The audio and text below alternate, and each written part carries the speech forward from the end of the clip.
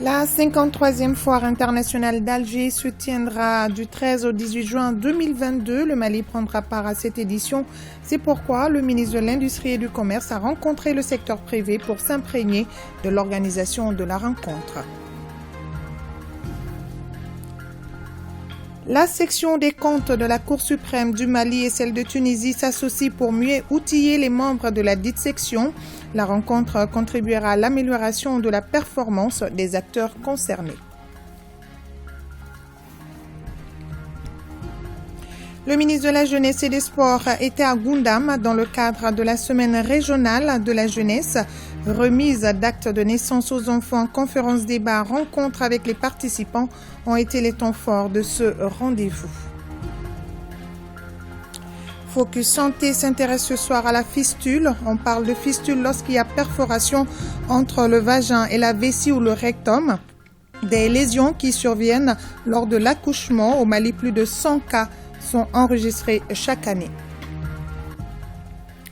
Voilà pour le sommaire. Restez avec nous, le développement dans un court instant. Mesdames, Messieurs, bonsoir et bienvenue dans la grande édition de ORTM1. Rendons-nous à Kangaba où se tient une session de formation des membres de la section des comptes de la Cour suprême, une initiative de la Cour suprême du Mali et celle de Tunisie. La session vise à contribuer à l'amélioration de la performance des membres de la dite section. Adam Djimdi pour le compte-rendu. La discipline financière et budgétaire est au centre d'un atelier qui se tient depuis ce matin à Kangaba. Objectif, contribuer à l'amélioration de la performance des membres de la section des comptes de la Cour suprême. Cette session vise à renforcer les capacités opérationnelles des conseillers, greffiers, auditeurs de la section des comptes. L'intérêt, c'est surtout augmenter la capacité, renforcer la capacité.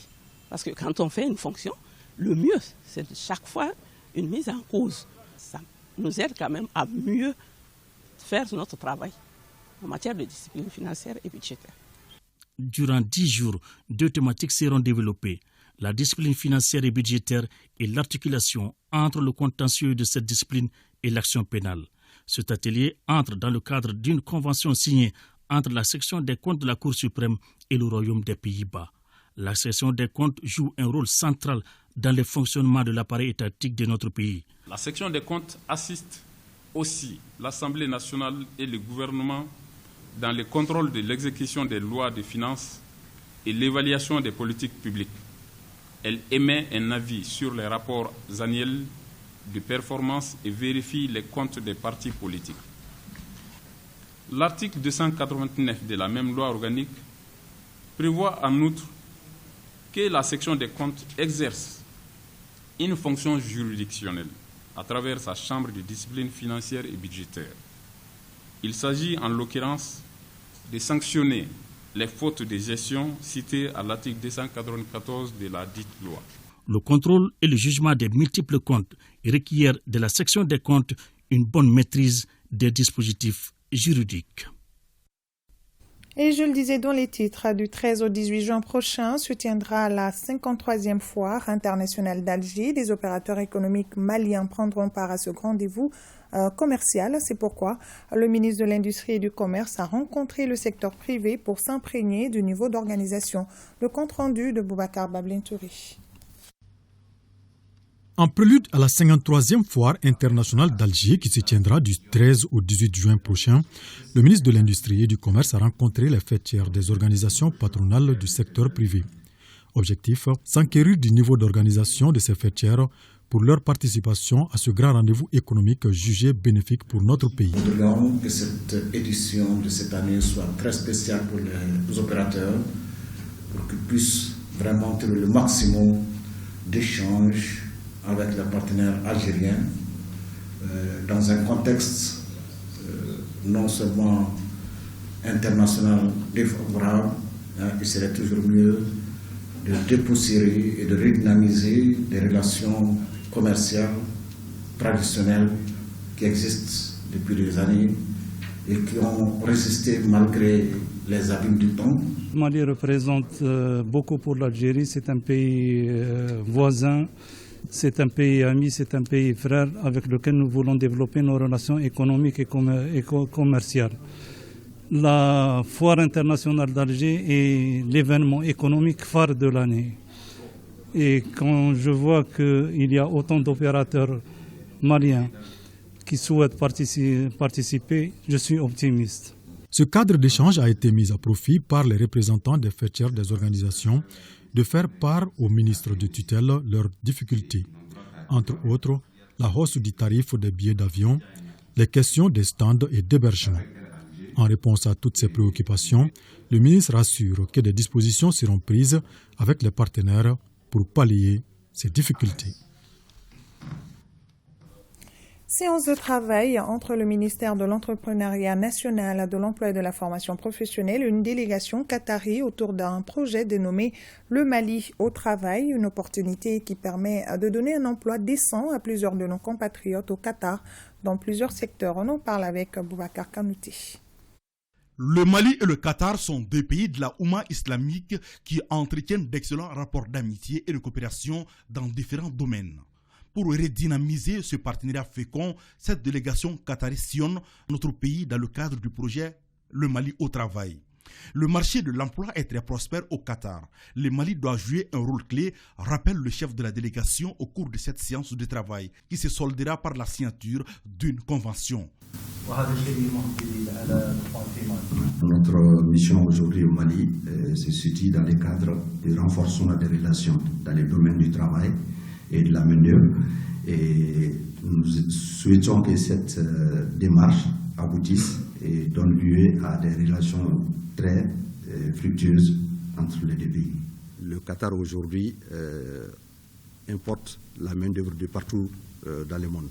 Donc nous considérons que le Mali doit faire partie, doit avoir sa part dans cette dynamique. Il s'agit à travers ce programme de déployer des milliers de jeunes maliens âgés de 17 à 45 ans au Qatar. Ce projet permet de répondre aux problèmes cruciaux d'employabilité au pays. Suite à la visite du Premier ministre au Qatar, que le processus a été renforcé et qu'aujourd'hui nous accueillons une équipe technique du département de l'emploi du Qatar pour travailler avec notre département sur la question de l'emploi des jeunes maliens au Qatar.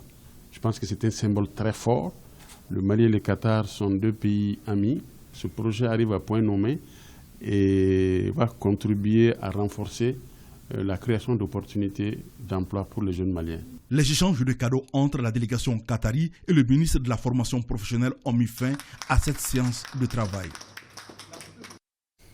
Plus d'1 milliard de francs CFA, c'est le financement du projet d'appui à la consolidation de la paix et la gouvernance des ressources naturelles.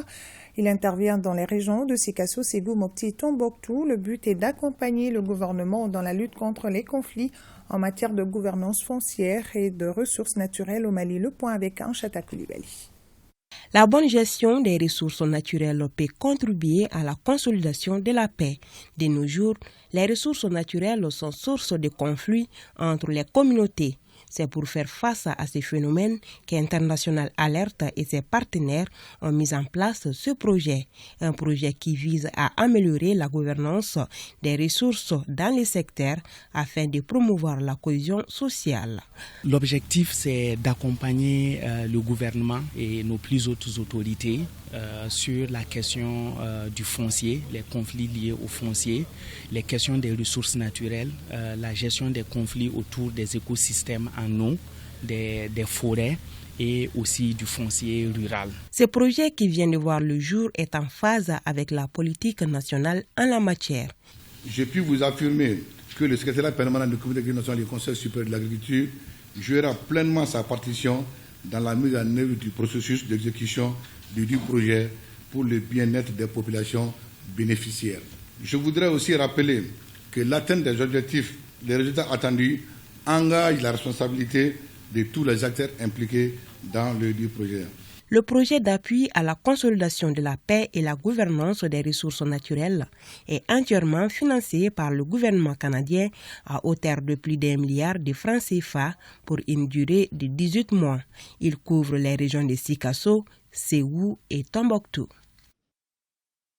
Lancement du programme pour renforcer l'intégration socio-professionnelle. Ce programme financé à plus de 730 millions de francs CFA permettra de faciliter l'insertion des jeunes après la formation et plus de 1500 jeunes sont concernés. Le reportage de Mamoudou Danté.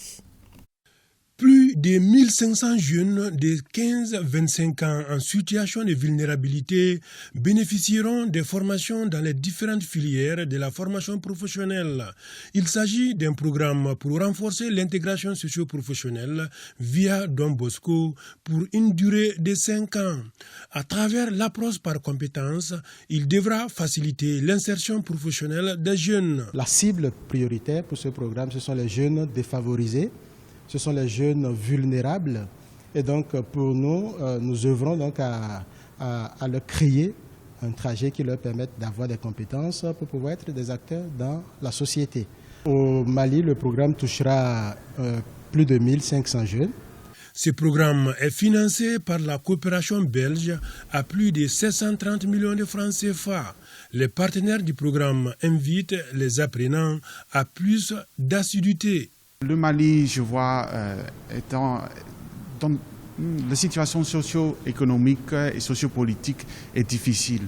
Mais vous pouvez trouver avec le centre de formation professionnelle salésien un endroit, un institut fort qui vous donne la sérénité de prendre au sérieux votre vie et d'apprendre quelque chose, un métier qui peut vous aider à vous soutenir pour un meilleur avenir. La réussite de la formation technique et professionnelle est basée surtout sur la compétence des ressources humaines et la disponibilité de ces ressources humaines et aussi l'adéquation des équipements par rapport à la formation. Le programme via Don Bosco interviendra dans la région de Sikasso, dans les cercles de Tomia à Touba et dans le district de Bamako. Parlons chiffres toujours, 14 milliards de francs CFA, c'est le coût global d'un projet conjoint UNICEF-PAM-FAO qui vient d'être lancé à Ségou, un projet de résilience communautaire face à l'insécurité alimentaire qui touche près de 150 000 bénéficiaires des régions de Sikasso, Bougouni et Ségou. Honoré Tchenou. Le renforcement de la résilience des communautés vulnérables à l'insécurité alimentaire, la malnutrition et les effets du changement climatique, c'est l'intitulé du nouveau projet qui vient d'être lancé à Ségou. C'est un projet conjoint UNICEF, PAM, FAO qui favorise la multiplication des moyens de subsistance avec un accroissement durable de la productivité agricole. La mise en œuvre de ce projet sera assurée par les bureaux pays de l'UNICEF, du PAM et de la FAO qui travailleront étroitement en complémentarité en fonction de leur mandat et domaine d'expertise avec les structures gouvernementales concernées, sans oublier les collectivités territoriales, la société civile et les communautés. Le projet s'étale sur 4 ans et touche près de 150 000 bénéficiaires des régions de Sikasso, Bougouni et Ségou pour un coût global de 14 milliards de francs CFA. Toutes les autorités administratives de la région de Ségou réitèrent leur disponibilité pour toute sollicitation visant le bien-être des populations de notre région.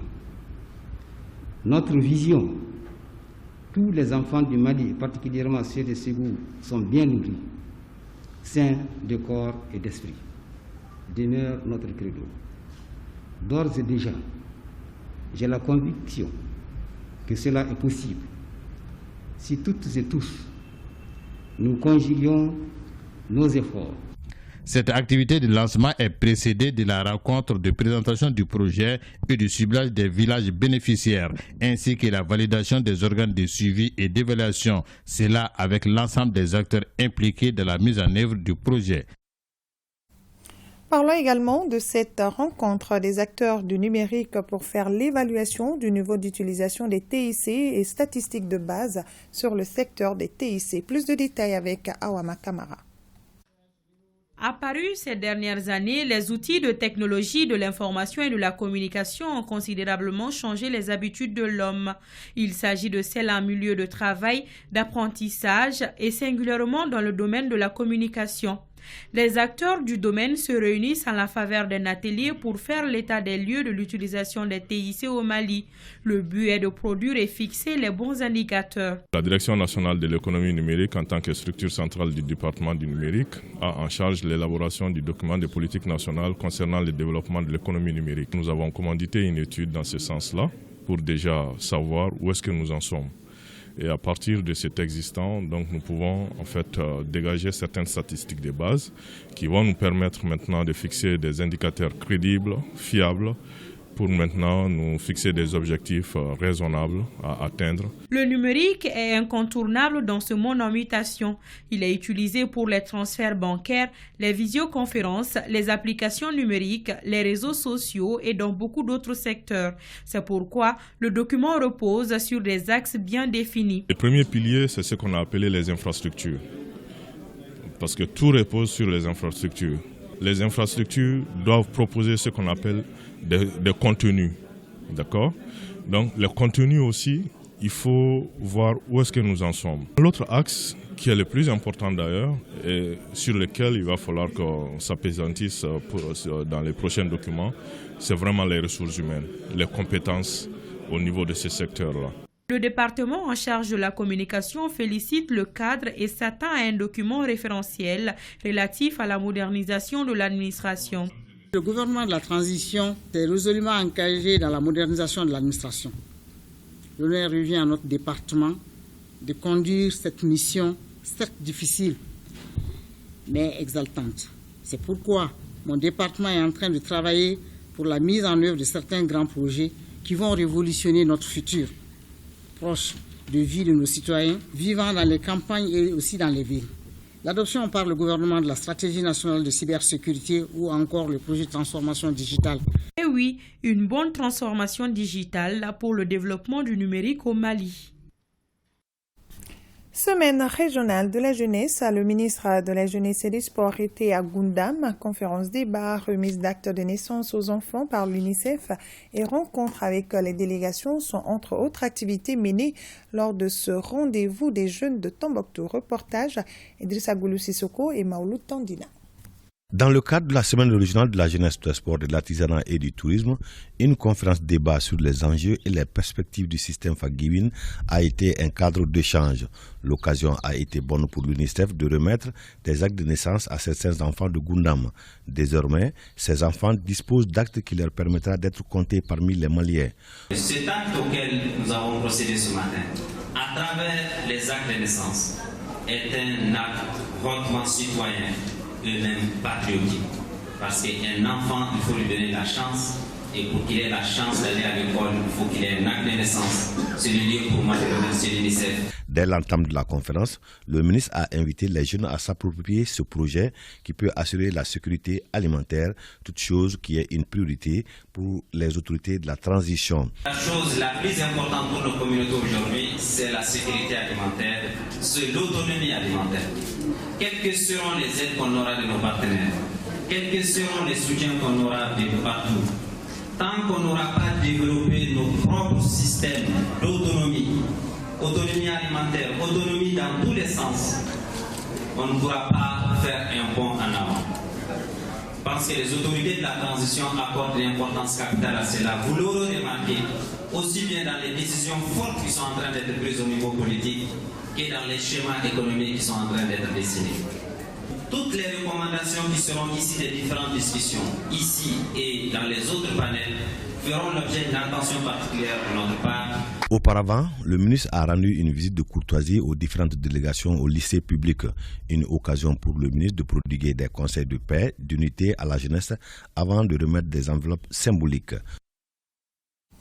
Fin à Bamako des travaux de la deuxième conférence interrégionale des acteurs de la chaîne pénale. La rencontre vise à faire le point des réalisations et des leçons apprises afin d'améliorer le fonctionnement de la chaîne pénale. Le reportage de Nohom Sissoko. Les cadres de concertation sont des espaces d'échange réguliers tenus au niveau régional entre les maillons de la chaîne pénale. Il s'agit de la police, la gendarmerie, la justice, l'administration pénitentiaire et la société civile. Ces cadres consistent à favoriser la coordination et la communication entre ces acteurs de la chaîne pénale au niveau régional afin d'améliorer la qualité et l'efficacité de la justice. Cette deuxième conférence CDC-ACP, cadre de concertation des acteurs de la chaîne pénale, s'est penchée sur le fonctionnement des CDC, les réalisations et les leçons apprises dans les régions de Gao, Kaï, Mopti, Ségou et Tombouctou. Elle a aussi permis le partage d'expériences entre les acteurs des CDC du Mali, du Burkina et du Niger. Certains cadres de concertation des acteurs de la chaîne pénale se réunissent sous deux formats. C'est une expérience dont chacun a pris conscience et que chacun peut dupliquer à son niveau. Certains cadres de concertation ont initié des règlements intérieurs que d'autres n'ont pas encore initiés et nous pensons que c'est une bonne chose que chacun puisse avoir son règlement intérieur pour mieux réglementer justement la conduite des travaux. Les acteurs ont aussi échangé autour de l'institutionnalisation des CDC et l'aspect genre pour une meilleure appropriation et formalisation de leur activité. La MINUSMA, elle a un rôle d'appui, elle reçoit un mandat d'appuyer les autorités nationales et pour appuyer, il faut une collaboration franche et directe avec les autorités. Les partenaires techniques et financiers ont besoin de plus se coordonner et je pense que les cadres de concertation sont un outil de coordination. Les recommandations faites ont été formulées en termes de perspectives d'action où je renouvelle notre engagement à pouvoir toujours rester disponible et à toujours appuyer et accompagner les secteurs judiciaires au Mali. Cette conférence interrégionale des cadres de concertation est organisée par le ministère de la Justice en partenariat avec IDLO, International Development Law Organization, la MINUSMA et ECAP Sahel Mali. Les travaux ont duré 2 jours. Et dans le souci de pérenniser la lutte anti-braconnage des éléphants dans la zone du Gourma, le Mali a opté pour une solution durable en mettant en avant l'expertise nationale. C'est dans ce cadre qu'une formation des formateurs a été initiée par la Direction nationale des eaux et forêts. Au terme de cette formation, les gardes forestiers maliens seront mieux outillés pour faire face au phénomène de braconnage. Reportage Mamadou Fani. Depuis les événements de mars 2012, il était devenu difficile pour les services des eaux et forêts et leur partenaire Will Foundation d'assurer la protection des éléphants dans la zone du Gourma. Cette difficulté a favorisé le braconnage de ces grands mammifères, réduisant leur nombre dans le Mali. Pour mettre fin à ce phénomène, Will Foundation décide d'appuyer les autorités maliennes à travers la Direction nationale des eaux et forêts en renforçant les capacités des formateurs dans la lutte contre le braconnage. Après l'occupation des zones de migration des éléphants à partir de 2012, le braconnage a tout explosé. Bon, le phénomène a continué comme ça jusqu'en 2016 où on a noué des relations de partenariat avec les FAMA et les militaires ont intégré donc la protection des hommes et des éléphants dans leur mission de patrouille. Et donc depuis en ce temps, il y a une forte collaboration. Cette formation vient à point nommé, donc ça nous permet d'avoir un vivier de formateurs. Alors, une fois cette formation finie, ça va nous permettre de former d'autres agents qui vont être affectés dans la localité pour prendre à bras le corps le fléau de la lutte anti-braconnage. Ce renforcement des capacités des formateurs regroupe une vingtaine de personnes, dont 15 agents des eaux et forêts et 5 militaires pour une période de 2 mois. L'initiative de Will Foundation de penser à la mise en place d'une brigade de lutte anti-braconnage en bonne intelligence avec la Direction nationale des eaux et forêts et l'état-major général des armées a permis d'abaisser le phénomène de braconnage. Une mention spéciale est à adresser à l'état-major général des armées et à la Direction nationale des eaux et forêts qui n'ont ménagé ni leurs efforts ni leurs moyens pour lutter contre le braconnage des éléphants.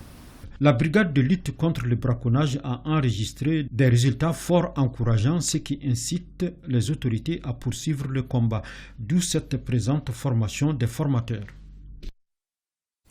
Un mot de politique. Le Bureau politique national de l'ASMA-CFP a rencontré les secrétaires généraux des sections de l'intérieur et du district de Bamako.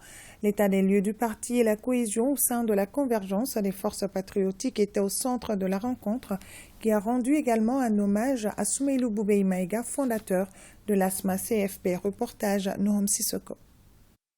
Cette rencontre, Bureau politique national ASMA-CFP, Alliance pour la solidarité au Mali, convergence des forces patriotiques et secrétaires généraux des sections, coïncide avec le 9e anniversaire du parti. Il s'agit pour la famille ASMA-CFP de s'assurer de l'état de santé de la formation sur l'échiquier politique national. Pour les échéances prochaines, chaque chanson doit procéder sans délai à la redynamisation de ces structures par la mise en place ou le remembrement des comités, des sous-sections et des sections. et mettre en place une stratégie efficace de communication, ce qui nous manque fortement dans le parti. Les présentes dispositions constituent les seuls gages de la mise sur pied des structures. Les militants ont rendu un vibrant hommage au père fondateur de l'ASMA-CFD, Soumaïlou Bouboué Maïga, qui nous a quittés le 21 mars dernier. Soumaïlou Bouboué Maïga était un militant courageux et intrépide, puis un grand commis de l'État, au parcours rare, doté d'une intelligence fine, d'un sens élevé de l'organisation et de l'anticipation. Le parti a remercié tous ceux qui, de près ou de loin, ont apporté leur compassion et leur solidarité pendant cette douloureuse circonstance. L'opération spéciale d'immatriculation des engins à 2 roues, des tricycles ainsi que la délivrance des permis de conduire se déroule bien dans la région de Koulikoro. Le constat a été fait à la Direction générale des transports terrestres et fluviaux par le directeur général des transports. Compte rendu Djemba Moussa Konati. À travers cette visite, le directeur général des transports veut s'enquérir de l'état d'avancement de l'opération spéciale d'immatriculation des engins à 2 roues et tricycles démarrée le 15 novembre 2021. Nous avons constaté qu'il y a beaucoup de dossiers ici en attente et l'examen du permis de conduire que nous avons assisté ce matin, nous avons trouvé une innovation que la directrice régionale a fait. Ils ont mis à disposition d'un candidat une plage murale qui contient l'essentiel des panneaux, pour rappeler aux usagers conducteurs les bébés de la route. Donc c'est une bonne initiative. Et ensuite, un film de sensibilisation pour que les motocyclistes sachent quelle est sa place dans la circulation. Qu'est-ce qu'il doit faire, qu'est-ce qu'il ne doit pas faire. L'opération spéciale d'immatriculation des engins à 2 roues et tricycles est une opportunité pour les usagers de se mettre en règle, toute chose qui participe à la sécurité collective. Je n'étais pas au courant, on prenait aussi les permis pour les motoristes et je savais simplement que c'était pour les voitures. Donc c'est mon papa qui m'en a informé. Donc j'ai décidé de venir. On doit nous protéger contre les accidents de la route. Le gouvernement a baissé le prix de 35 000, je crois, à 5 000. Donc le prix est un peu abordable. Donc, avoir un permis de conduire, c'est très important. L'archivage des documents au sein de la Direction régionale des transports s'est invité au débat. Le visiteur du jour a estimé qu'il est impérieux que l'archivage numérique soit une réalité au niveau du département des transports. Le directeur général des transports a rendu une visite de courtoisie au chef de l'exécutif régional. Tenu à Bougouni du 25e Conseil de la Jeune Chambre internationale du Mali, ce grand rassemblement regroupe les 43 organisations locales que compte la Jeune Chambre internationale. Objectif, faire le bilan des activités trimestrielles de l'organisation. Jafar Aïdara et Djibril Bagayogo. Venus de toutes les régions et cercles du Mali, les membres de la Jeune Chambre internationale du Mali ont répondu présents au 25e Conseil national pour faire le bilan trimestriel des activités menées au sein de l'organisation qui est axée autour des 4 axes que sont accroître les ressources de l'organisation, améliorer le fonctionnement de l'organisation et repositionner la Jeune Chambre internationale du Mali comme un partenaire privilégié sur les grandes questions liées à la jeunesse malienne. En 4 mois d'exercice, nous avons compris et appris d'énormes choses. Et aujourd'hui, nous sommes tellement reconnaissants d'avoir cette nouvelle opportunité, après la rentrée solennelle nationale 2022, de partager avec vous certaines de nos réalisations dans le seul but d'atteindre notre mission. Il est ressorti de ce 25e Conseil national qui coïncide avec le 27e anniversaire de l'organisation que la Jeune Chambre internationale jouera et assurera son rôle d'organisation citoyenne dans la refondation du Mali, d'où le thème central de ce Conseil national. En recevant toute cette jeunesse du Mali avec ses amis venant de loin, nous sommes convaincus aujourd'hui pour ce que nous voulons faire de notre État-nation. Ça ne viendra que des jeunes. La refondation de notre État n'est plus un vain slogan. Il faut que les gens passent dans les actions. À noter que ce 25e Conseil national de la Jeune Chambre internationale à Bougouni a regroupé les 43 organisations locales de plein droit et 5 créations. Inauguration d'un nouveau complexe scolaire dénommé le Baobab à Sinsina Plateau à Koutiala. Cet établissement multifonctionnel est construit et équipé à plus de 450 millions de francs CFA par Drissa Sanogo dit Lomedri, un fils du terroir. Reportage après Imakone. Ce nouvel établissement dénommé complexe scolaire Le Baobab est bâti sur une superficie d'1 hectare à Sinzina dans le cercle de Koutiala. Il comprend 2 blocs de bâtiments comportant toutes les commodités pour les apprenants et l'administration scolaire.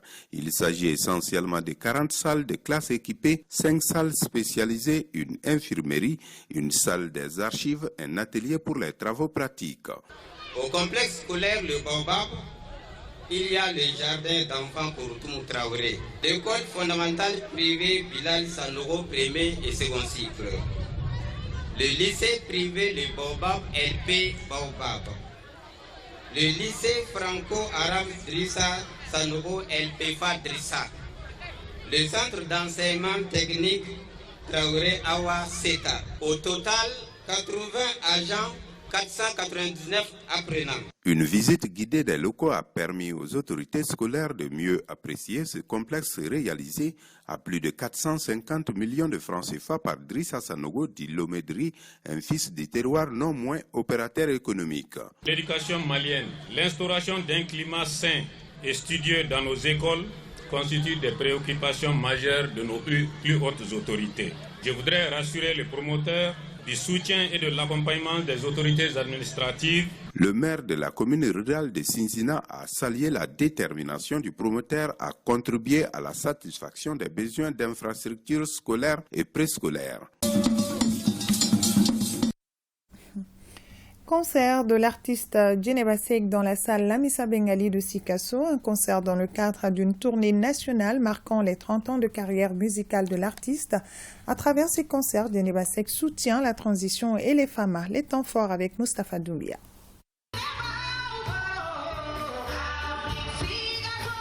C'est un concert de l'artiste Djeneba Seck dans le cadre d'une tournée nationale marquant ses 30 ans de carrière musicale.